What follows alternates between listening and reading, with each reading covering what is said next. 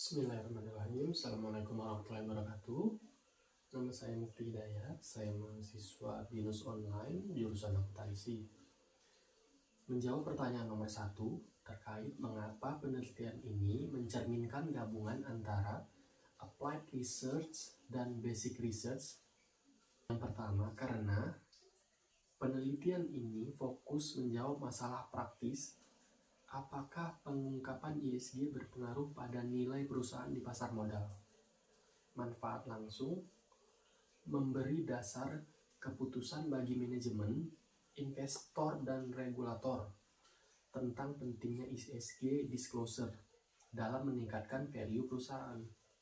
Jadi, hal ini mencerminkan applied research. Tujuan mengembangkan teori, penelitian ini juga menganalisis bagaimana sinyal ESG dipersepsikan oleh investor di pasar berkembang, sehingga memperkaya teori sinyal atau signaling teori dalam akuntansi, dan ini mencerminkan basic research. Manfaat akademis, menguji apakah teori yang banyak dibuktikan di negara maju juga relevan di konteks Indonesia atau emerging market. Jadi, penelitian ini gabungan karena di satu sisi menghasilkan solusi praktis atau apply, tetapi juga memperluas pemahaman teoritis atau basic. Kemudian menjawab pertanyaan nomor 2 mengenai metode apa yang tepat digunakan untuk penelitian ini. Menurut pendapat saya, yang pertama bisa memakai pendekatan kuantitatif, regresi panel data.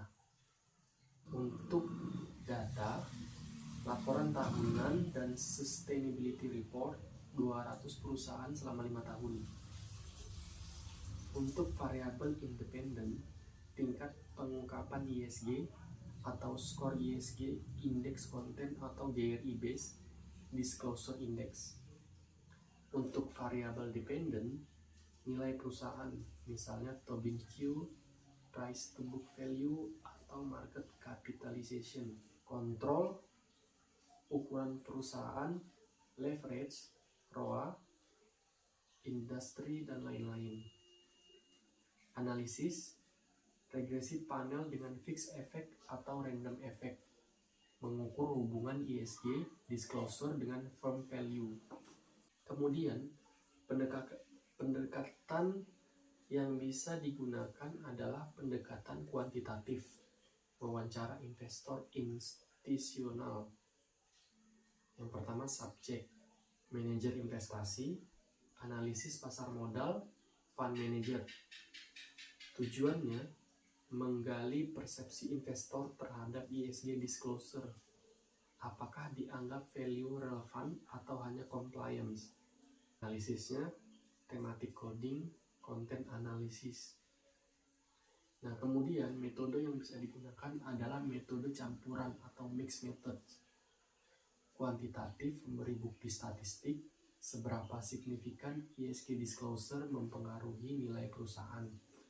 Kemudian kualitatif, memberi konteks dan insight bagaimana investor memakai sinyal ESG dalam pengambil keputusan. Kemudian yang terakhir, menjawab pertanyaan nomor 3 terkait bagaimana manfaat hasil penelitian ini untuk akademisi, untuk investor, dan regulator pasar modal.